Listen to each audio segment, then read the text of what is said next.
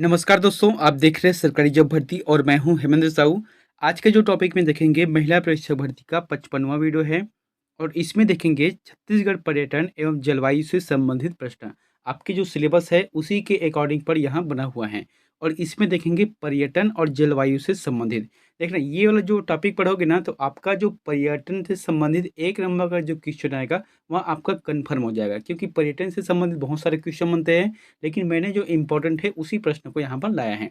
तो फिर अगर आप चैनल पर नए हो तो चैनल को सब्सक्राइब कर देना और बेल आइकन को जरूर दबा देना। साथ ही इस वीडियो का अगर आपको फ्री पीडीएफ चाहिए तो हमारे टेलीग्राम चैनल पर जाना, वहाँ से आप लोगों को फ्री पीडीएफ मिल जाएगा। तो चलते हैं यहाँ पर वीडियो की तरफ। सर्वप्रथम ये कि आपको जो होमवर्क दिया था उसको देख लेते हैं कि विश्व स्वास्थ्य संगठन का मुख्यालय कहाँ है।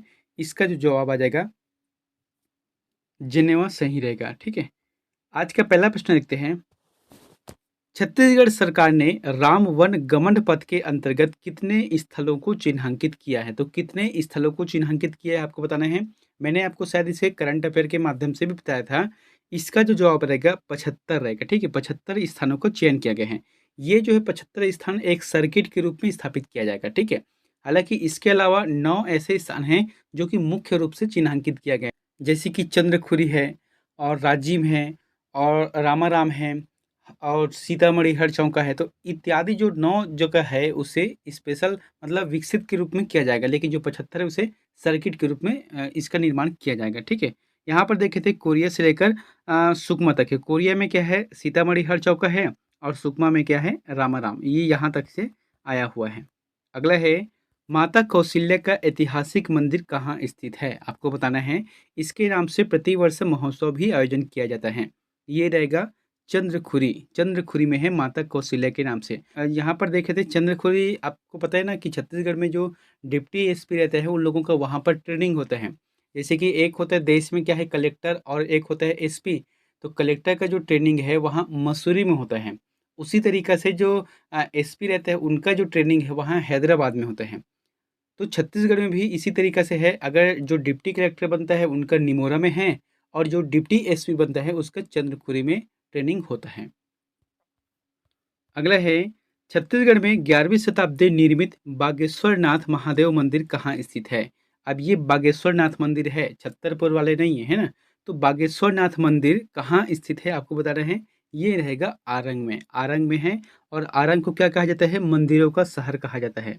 अगला है, इस राज्य में ताला के प्राचीन मंदिर का नाम है। तो जो ताला के प्राचीन मंदिर है ये काफ़ी इंपॉर्टेंट है। कई तरीका से ये प्रश्न घुमा के पूछते हैं। इसका जो जवाब रहेगा देवरानी जेठानी मंदिर। अब यहाँ पर क्या प्रश्न बनता है कि छत्तीसगढ़ की सबसे प्राचीन मंदिर कौन सी है? तो देवरानी जेठानी मंदिर है। ये कहाँ पर है? ताला में है। और ताला कहाँ पर है? बिलासपुर में है। ताला मतलब ताला गाँव, है ना। और यहाँ पर रुद्र रुद्र शिव प्रतिमा है और देवरानी जेठानी के मंदिर यहाँ पर स्थित है। अगला है, निम्न में से किसे छत्तीसगढ़ का खजुराहो कहा जाता है? तो निम्न में से यहाँ पर जो 4 ऑप्शन दिए गए उसमें बताना है। छत्तीसगढ़ का खजुराहो किसे कहा जाता है?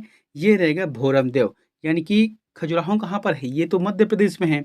तो छत्तीसगढ़ का यानी कि जो खजुराहो में जो चित्रण किया गया है मंदिर में, वही सेम चित्रण यहाँ पर भी देखने को मिलता है आपको भोरमदेव मंदिर में। अगला है, छत्तीसगढ़ में प्रसिद्ध लक्ष्मण मंदिर कहाँ है? तो कहाँ पर है प्रसिद्ध लक्ष्मण मंदिर? ये रहेगा सिरपुर में है। ये जो है पांडुवंशी शासकों ने बनाया था। आप सभी को पता है ना कि राजा हर्षगुप्त की पत्नी कौन है? वासटा। और उनके पुत्र कौन है? बालार्जुन, है ना। तो इनके नेतृत्व में बनाया गया था। अगला है, निम्नांकित में से किसे छत्तीसगढ़ का प्रयाग कहा जाता है? तो छत्तीसगढ़ का प्रयाग किसे कहा जाता है? राजिम को कहा जाता है। राजिम को धर्मनगरी भी कहा जाता है, प्रयाग भी कहा जाता है और एक कमल पुष्प भी कहा जाता है, यानी कि जो कमल क्षेत्र भी कहा जाता है इसे।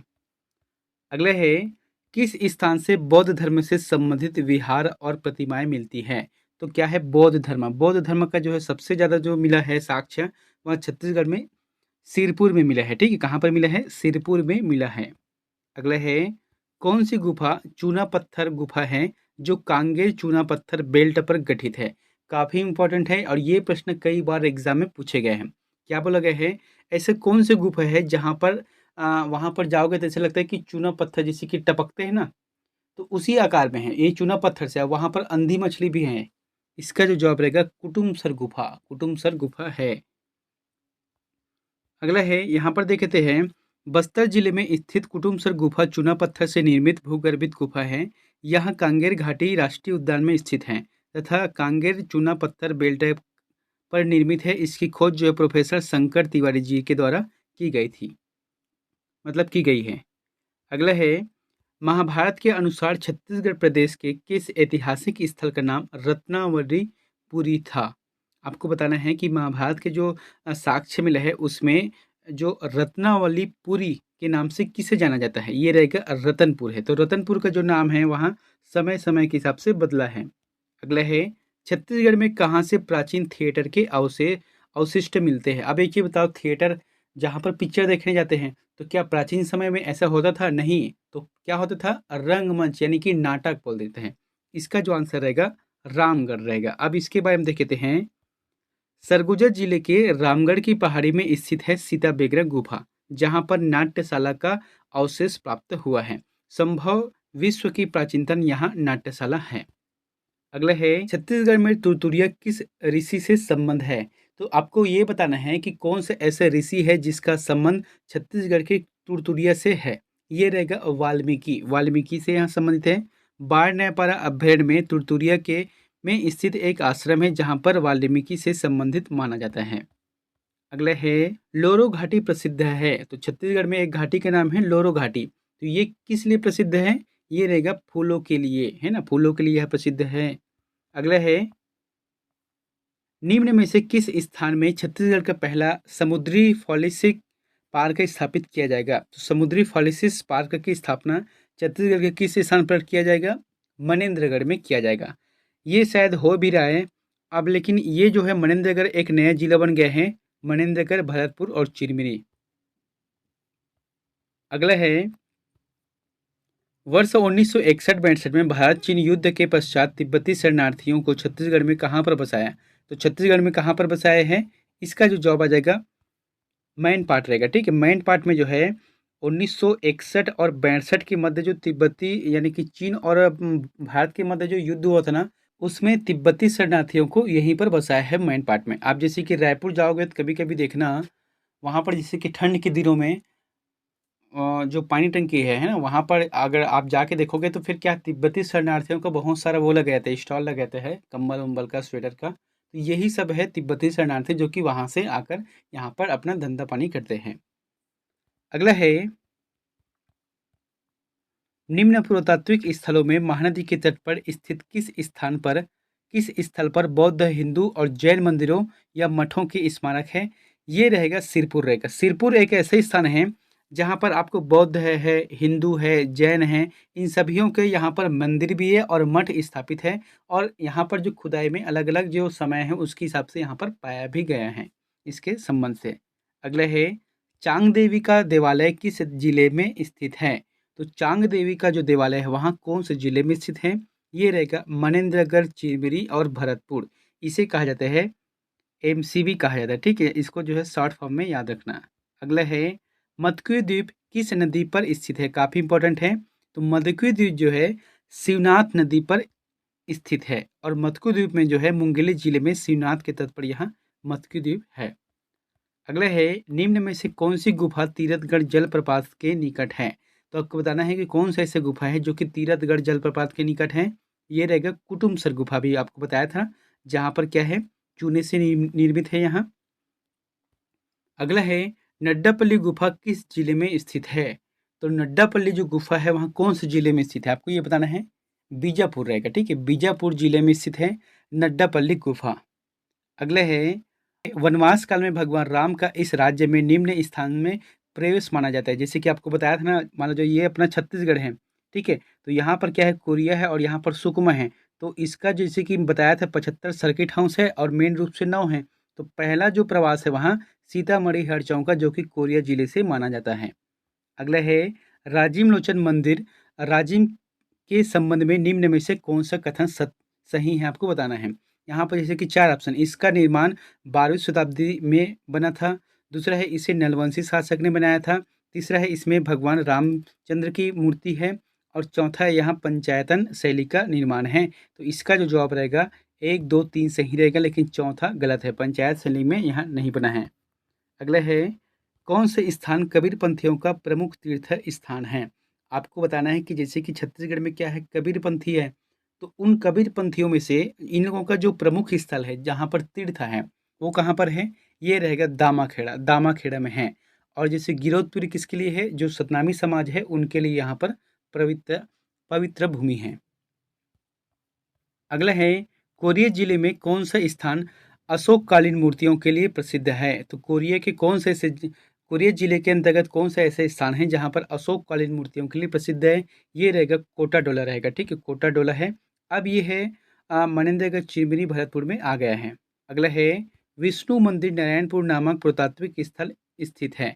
आपको बताना है कहाँ पर स्थित है? बलौदा बाजार, बलौदा बाजार में है विष्णु मंदिर, जो कि नारायणपुर के नाम से यहाँ पर विख्यात है। अगला है, सतमहला पुरातात्विक स्थल किस जिले में स्थित है? तो सतमहला पुरातात्विक स्थल किस जिले में स्थित है? ये रहेगा सरगुजा, सरगुजा जिले में स्थित है। अगला है, तुमनखोल, नलखोल, देवीखोल, भैरमखोल व वराहखोल किस पुरातात्विक पर्यटन केंद्र में स्थित है?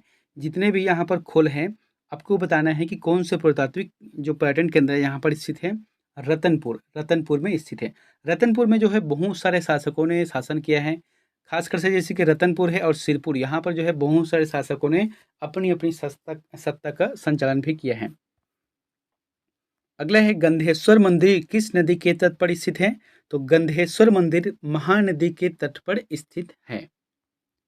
अगला है, शैक्षणिक पर्यटन स्थल प्रादेशिक विज्ञान केंद्र किस जिले में स्थित है? आपको ये बताना है कि प्रादेशिक विज्ञान केंद्र किस जिले में स्थित है। ये रहेगा रायपुर, रायपुर जिले में यहाँ स्थित है। अगला है, परपटिया एवं मालतीपुरी एडवेंचर जोन किस पर्यटन क्षेत्र में स्थित है? यानी कि एडवेंचर जोन जहाँ पर जाओगे तो फिर ऐसा ऐसा कारनामा करने को मिलेगा जो कि डरावना भी रहता है और थोड़ा सा मतलब एडवेंचर के रूप में रहता है, ठीक है, अच्छा से रहता है वहाँ पर। तो ये रहेगा मेन पार्ट में, ठीक है। मेन पार्ट में खासकर से जैसे कि ठंड के दिनों के लिए सबसे बेहतर है, क्योंकि वहाँ पर ठंड बहुत अच्छा रहता है।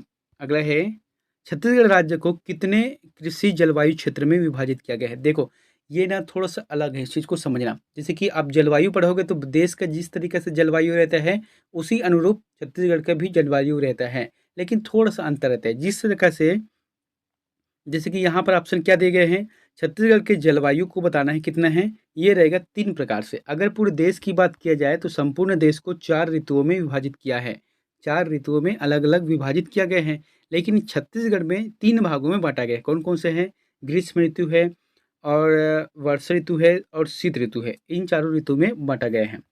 अगला है, छत्तीसगढ़ राज्य में किस जिले में शुद्ध वार्षिक भूजल उपलब्धता सबसे कम है? तो सबसे जैसे कि क्या है, भूजल उपलब्धता सबसे कम कहाँ पर है? कवर्धा है। यानी कि यहाँ पर अगर जैसे कि कोई बोर का खनाई किया जाता है तो पानी निकलने की संभावना बहुत कम है। क्यों? क्योंकि ये जो जगह है वहाँ मैकल पर्वत श्रेणी के अंतर्गत आता है, जिसकी वजह से पानी कम है। अगला है, छत्तीसगढ़ राज्य के कृषि जलवायु क्षेत्र में कौन सा क्षेत्र शामिल नहीं है? ये रहेगा रायपुर का मैदानी क्षेत्र। ये जो है शामिल नहीं है। बाकी जैसे कि छत्तीसगढ़ का मैदान है, बस्तर का पठार है, सरगुजा का उत्तरी क्षेत्र है, ये सभी जो है कृषि जलवायु क्षेत्र के अंतर्गत आता है। लेकिन रायपुर का मैदानी क्षेत्र ऐसा नहीं होता, ठीक है। हालांकि ये छत्तीसगढ़ का मैदान के हिस्सा के अंतर्गत आ जाता है। अगला है, छत्तीसगढ़ के जलवायु के संबंध में निम्न में से कौन सा कथन सत्य है? आपको बताना है कि कौन सा कथन सत्य है। जैसे कि पहला क्या है, छत्तीसगढ़ में उत्तर भारत की ठंडी हवाएं नहीं आती है। उसके बाद है छत्तीसगढ़ का पश्चिमी भाग पूर्वी भाग से अधिक आर्द्र है। और तीसरा, छत्तीसगढ़ में मानसून बंगाल की खाड़ी से आता है। ये बात जो है बिल्कुल सही है, ठीक है। यहाँ पर क्या बोला गया, कथन सत्य है, तो कथन सत्य ये है कि छत्तीसगढ़ में जो है मानसून आता है वह बंगाल की खाड़ी से ही आता है। यहाँ पर देखते हैं, छत्तीसगढ़ की जलवायु मानसूनी जलवायु है। यहाँ वर्षा दक्षिण पश्चिम मानसूनी हवाओं से होती है तथा अधिकतम वर्षा बंगाल की खाड़ी शाखा से होती है। अगला है, छत्तीसगढ़ के उत्तर पूर्वी भाग में निम्न में से किन कारणों से औसत औसत रूप में तापमान कम रहते हैं? तो औसत रूप में तापमान कम रहता है, किस वजह से होता है? ये रहेगा अक्षांश रेखा से ऊंचाई की वजह से, ठीक है। अक्षांश रेखा की ऊंचाई की वजह से ये सब चीज़ होता है। इसके बाद हम देखते हैं कि अक्षांश रेखा से ऊंचाई ऊंचाई के कारण छत्तीसगढ़ के उत्तर पूर्वी भाग में औसत रूप से तापमान कम रहता है। अगला है, छत्तीसगढ़ का चेरापूंजी किसे कहा जाता है? काफ़ी इंपॉर्टेंट है। अब चेरापूंजी क्यों? क्योंकि चेरापूंजी जो है पूर्वोत्तर भारत में है, जहाँ पर सर्वाधिक रूप से वर्षा होती है। जब भी देखो उधर वर्षा ही होता है। तो यहाँ पर क्या बोला गया, छत्तीसगढ़ का चेरापूंजी किसे कहा जाता है? ये रहेगा अबूझमाड़ को कहा जाता है। लेकिन प्रश्न को समझते हुए चलना, ठीक है? नेक्स्ट क्वेश्चन आएगा उसमें समझा दूंगा कि दोनों में अंतर कैसे है, क्योंकि यहाँ पर 2 आंसर आ सकता है। यहाँ पर देखे थे छत्तीसगढ़ के जो नारायणपुर जिले के अंतर्गत आता है अबूझमाड़। अगला प्रश्न है, कर्क रेखा की स्थिति में के अनुसार छत्तीसगढ़ किस कटिबंध में स्थित है? तो कर्क रेखा की स्थिति के अनुसार छत्तीसगढ़ का किस कटिबंध में स्थित है? ये रहेगा शीतोष्ण कटिबंध। छत्तीसगढ़ जो है शीतोष्ण कटिबंध के अंतर्गत आता है। अगला है, छत्तीसगढ़ में औसतन अति निम्न ताप क्षेत्र स्थित है। क्या बोला गया है? छत्तीसगढ़ में औसतन अति निम्न ताप क्षेत्र स्थित है। ये रहेगा जसपुर क्षेत्र में। जसपुर क्षेत्र में है। जसपुर क्षेत्र है और उधर अंबिकापुर है, मैनपाट है, ये सभी इसमें आ जाएगा। जैसे कि क्या है, यहाँ पर निम्नतम ताप कटिबंध है 23 अंश सेंटीग्रेड से कम रहता है, जो कि मैनपाट और जसपुर क्षेत्र में है। अगला है, निम्न में से छत्तीसगढ़ का कौन सा कृषि जलवायु क्षेत्र सबसे कम वर्षा प्राप्त करता है? तो सबसे कम वर्षा ये कहाँ पर प्राप्त करता है? ये रहेगा छत्तीसगढ़ का मैदान। अब इस चीज़ को समझना, यहाँ पर क्या है, छत्तीसगढ़ का मैदान है, बस्तर का पठार है और उत्तरी पहाड़ी। तो इन तीनों की बात किया है तभी जाके छत्तीसगढ़ का मैदान है इन तीनों में से कम है। वरना छत्तीसगढ़ का जो मैदान है वो एक संतुलित रूप से यहाँ पर वर्षा होता है। हालाँकि अगर बात आता कि कवर्धा के क्षेत्र में है या मैकल पर्वत श्रेणी है, तो वो सबसे कम क्षेत्र में वहाँ पर पानी गिरता है। लेकिन अगर यहाँ पर 3 ही ऑप्शन दिया है, तो उस आधार पे छत्तीसगढ़ का मैदान आंसर सही रहेगा। अगला है, छत्तीसगढ़ में किन हवाओं से वर्षा होती है? आपको बताना है कि छत्तीसगढ़ में किन हवाओं से वर्षा होती है। ये रहेगा दक्षिण पूर्वी मानसून। दक्षिण पूर्वी मानसून से यहाँ पर हवा वर्षा होती है। अगला है, छत्तीसगढ़ में ग्रीष्म ऋतु में चलने वाली हवाएं कहलाती है।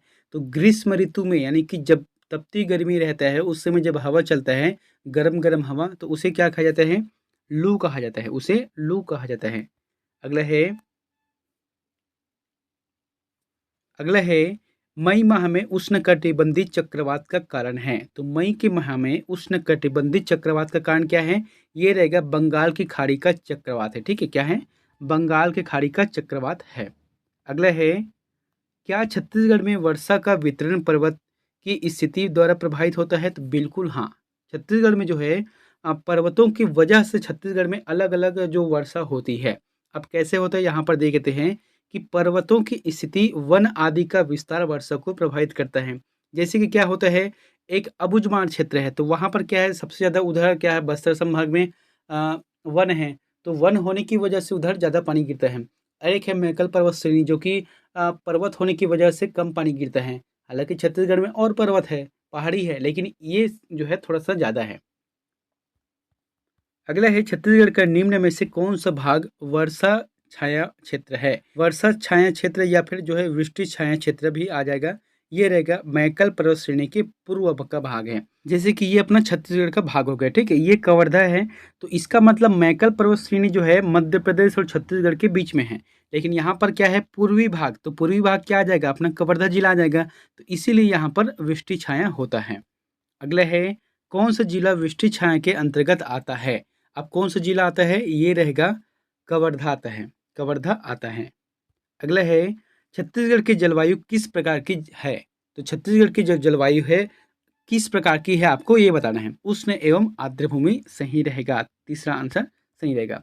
अगला है, इस राज्य की जलवायु कैसी है? तो छत्तीसगढ़ की जो जलवायु है वहाँ कैसी है? उष्ण कटिबंधीय जलवायु है। अपना जो छत्तीसगढ़ है उसमें उष्ण कटिबंधीय जलवायु को देखने को मिलता है। अगला है, निम्न में से छत्तीसगढ़ का सबसे ठंडा स्थान है। तो छत्तीसगढ़ का सबसे ठंडा स्थान कौन सा है? अंबिकापुर, मैंने बताया था अंबिकापुर जो कि ठंडा स्थान है। ठंड के दिनों में यहाँ पर क्या है, शिमला जैसे महसूस होता है, पूरा बर्फ जमा रहता है। अगला है, छत्तीसगढ़ में सबसे गर्म स्थान है। तो छत्तीसगढ़ में सबसे गर्म स्थान कौन सा जगह पे है? ये रहेगा चांपा है। ठीक है, देखो समझना है, छत्तीसगढ़ में सबसे गर्म स्थान की बात आता है तो चांपा रहेगा। अगला है, छत्तीसगढ़ में होने वाली अधिकांश वर्षा निम्न में से किस कारण से होती है? ये रहेगा मानसून से। छत्तीसगढ़ में कोई भी जैसे कि वर्षा होता है, हालांकि पश्चिमी गर्तों से वापसी होता है तो फिर अलग बात है, लेकिन ज़्यादातर जो वर्षा है वह मानसूनी वर्षा ही होता है। अगला है, छत्तीसगढ़ क्षेत्र में शीतकालीन वर्षा मुख्यतः निम्नलिखित एक से होती है। तो किसकी वजह से होता है? इसका जो जवाब रहेगा वहाँ पश्चिमी गर्तों से, है ना? पश्चिमी गर्तों की वजह से शीतकालीन वर्षा होती है, यहाँ पर मुख्य रूप से यहाँ होता है। अगला है, कौन से एक प्रकार की जलवायु छत्तीसगढ़ राज्य में फैला पाया जाता है? तो कौन सा राज्य है, मतलब कौन सा जलवायु है? ये रहेगा उपाद्र महाद्वीपीय। उपाद्र महाद्वीपीय आ जाएगा, जो कि छत्तीसगढ़ राज्य में फैलाव पाया जाता है। अगले है, छत्तीसगढ़ राज्य की औसत वार्षिक वर्षा होती है। तो छत्तीसगढ़ राज्य में ये बताना है कि औसत वार्षिक वर्षा कितनी होती है। तो ये रहेगा लगभग 1300 से 1325 रहता है। ये कई बार एग्जाम में पूछेगा, इसको याद रखना है। जैसे कि अभी बरसात का समय चल रहा है ना, तो ये जो है काउंट करता है। हालांकि जैसे अभी बरसात रुक गए है, लेकिन इससे पहले क्या है, हफ्ते दिन पहले बहुत गिरा है। हो सकता है 2-4 दिन के बाद पूरी तरह से फिर कोटा पूरा कर दे। तो ये क्या है, एक औसत निकालता है कि इतना इतना होता है। तो इसलिए कहा गया है कि छत्तीसगढ़ में औसत वर्षा लगभग 1300 से 1325 मिलीमीटर तक होता है। अगला है, छत्तीसगढ़ के जलवायु सामान्यतः क्या है? सामान्यतः क्या है? मानसून पर आधारित है। मानसून आधारित है छत्तीसगढ़ की जलवायु। अगला है, छत्तीसगढ़ में दैनिक तापांतर किस महीने अधिक होता है? देखो यहाँ पर क्या गया कि दैनिक तापांतर, मैंने क्या बताया था, सबसे ज़्यादा गर्मी कहाँ पर है? चापा में है। यहाँ पर क्या है, दैनिक तापांतर कौन से महीने में अगर बात आता है तो मार्च के महीने में होता है। ठीक है, जैसे कि हमारे साइड क्या है, मार्च, अप्रैल, मई, जून, ये जो है सबसे तेज गर्मी वाला दिवस है। लेकिन क्या बोला गया है, छत्तीसगढ़ में जो दर्ज किया गया है जो सबसे ज़्यादा गर्मी के रूप में, वहाँ मार्च के महीने में किया गया है। अब देखे थे कि पूरे राज्य में मार्च में होता है, लेकिन कांकेर और जगदलपुर में मई के माह में सर्वाधिक दैनिक तापांतर होता है। अगले है, छत्तीसगढ़ में सबसे गर्म महीना है। तो सबसे गर्म महीना कौन से है? ये रहेगा मई रहेगा। अब प्रश्न में यहाँ पर घूमना मत, यहाँ पर अगर प्रश्न पूछता है दैनिक तापांतर किस महीने की बात करता है तो मार्च रहेगा। अगर पूछता है कि सबसे ज़्यादा गर्म महीना की बात आता है तो फिर मई रहेगा। और सबसे गर्म स्थान कौन सा है? चापा है। अगला है, छत्तीसगढ़ में मानसून प्रवेश करती है तो कब प्रवेश करती है? ये रहेगा 10 से 15 जून के बीच में रहेगा। जैसे कि 1 जून तक है, केरल में आता है, तो लगभग 15 जून के आसपास ये है छत्तीसगढ़ में आ जाता है, इसलिए इसका आंसर रहेगा 10 से 15 जून रहेगा। अगला है, छत्तीसगढ़ में वर्षा कितने सेंटीमीटर तक की वर्षा होती है? तो छत्तीसगढ़ में वर्षा जो है कितने सेंटीमीटर तक की होती है? ये रहेगा 129 सेंटीमीटर। 129 सेंटीमीटर तक से वर्षा होती है। अगर सेंटीमीटर की बात आता है तब की बात है। अगर यहाँ पर मिलीमीटर में पूछता है तो 1300 से 1325 तक इसका आंसर रहेगा। अगले हैं, सर्वाधिक वर्षा वाला जिला कौन से है? देखो, अगर जिला पूछता है तो इसका जो आंसर रहेगा बीजापुर रहेगा। सर्वाधिक वर्षा वाला जिला जो है बीजापुर है। लेकिन सर्वाधिक वर्षा वाला अगर क्षेत्र आता है तो इसका जो आंसर रहेगा अबूझमाड़, जो कि नारायणपुर जिले में है। अब यहाँ पर अंतिम का प्रश्न है, आप लोगों के लिए होमवर्क है, तो इसका आंसर में कमेंट बॉक्स में जाकर जरूर बताएं। प्रश्न क्या है कि स्पर्श अभियान छत्तीसगढ़ में किस रोग से संबंधित अभियान है? छत्तीसगढ़ में एक अभियान चलता है स्पर्श अभियान, तो ये कौन सा रोग से संबंधित है आपको बताना है, कौन सा रोग के उन्मूलन के लिए है। जिसकी यहाँ पर क्या है, मलेरिया है, कुपोषण है, शिक्षा से है, या कुष्ठ रोग से है। इन चारों में से जो भी ऑप्शन आपको सही लगता है तो प्लीज़ हमें कमेंट बॉक्स पर जाकर जरूर कमेंट करें।